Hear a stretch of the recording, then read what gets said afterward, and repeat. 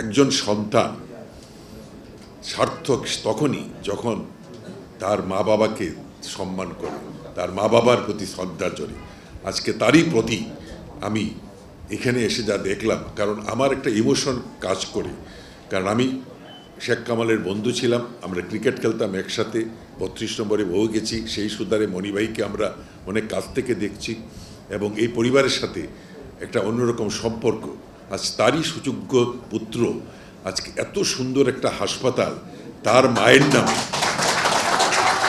মাকে উৎসর্গ করে দিয়েছে, সেজন্য আমি সত্যি তার কাছে কৃতজ্ঞ। এবং আমি আপনাদেরকে কথা দিচ্ছি, এই মায়ের নামে উৎসর্গ করা এই হাসপাতালটা যা যা করা দরকার আমি করব। একটা জিনিস মনে রাখবেন, এখানে আমি এসে দেখলাম যে এখানে পুরুষ ডাক্তার বেশি, মহিলা ডাক্তার কিন্তু আমি একজনও পাই নাই। আছে একজন আছে, দুইজন। দাঁড়ান আপনারা দাঁড়ান।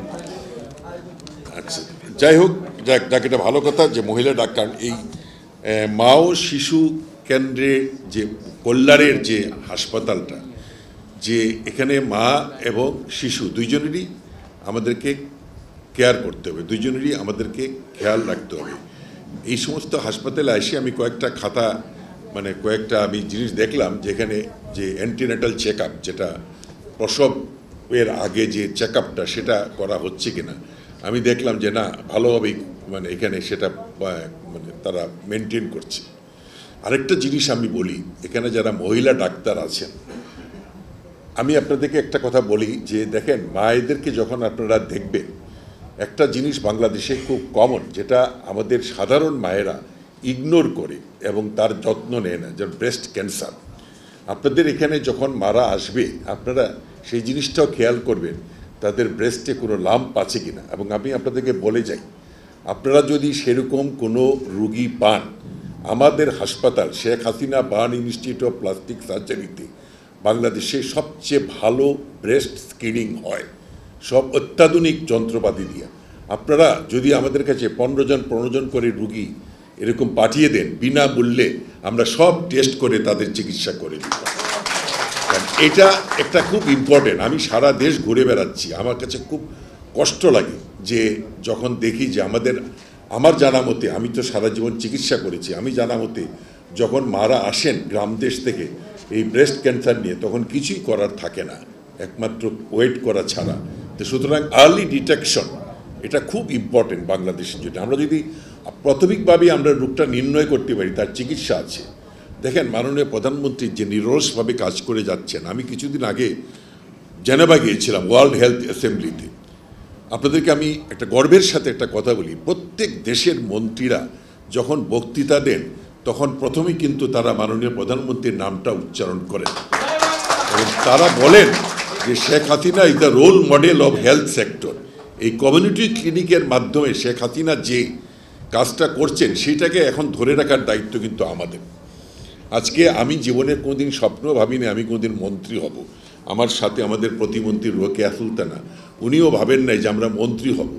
আমাদেরকে এত বড় একটা দায়িত্ব মাননীয় প্রধানমন্ত্রী দিয়েছেন। আমি আমাদের চেষ্টা করব সাধারণ মানুষের জন্য যেন চিকিৎসা ব্যবস্থাটাকে আমরা একটা অন্তত, আমি 100% না পারলেও একটা পর্যায়ের জন্য নিয়ে যেতে পারি, আমাদের দেশের মানুষটার জন্য চিকিৎসা পায়।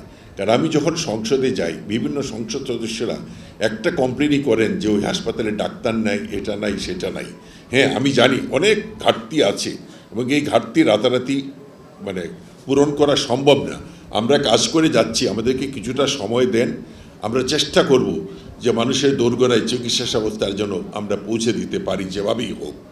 আমি এই যে আজকে এত বড় একটা হাসপাতাল, আমি এই অঞ্চলে আগে অনেক আসছি। আমি একটু আগে বললাম যে আমি এই পরিবারের সাথে আমার একটা ইমোশনাল সম্পর্ক আছে, যেটা আমাকে সবসময় তাড়া দেয়।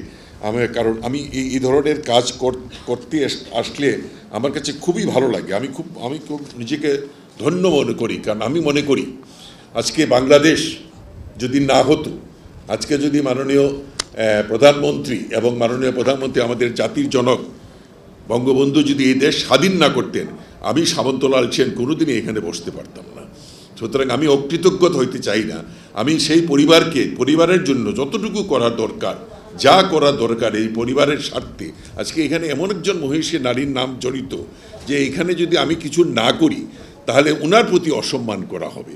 উনার প্রতি অসম্মান করা মানে কি? স্বাধীনতার প্রতি অসম্মান করা। কারণ মনি ভাই যেভাবে মুক্তিযুদ্ধ সংগঠন করে যুদ্ধ করেছেন, আমি যদি আজকে মানে শেখ ফজলুল হক মানে মনি ভাইয়ের স্ত্রীর এই হাসপাতালটাকে আমি যদি মানে পূর্ণাঙ্গ হাসপাতাল না করতে পারি, তাহলে আমি মনে করব যে আমার স্বাস্থ্যমন্ত্রী হিসাবে এই দায়িত্ব এটা ঠিক মতো আমি করছি না।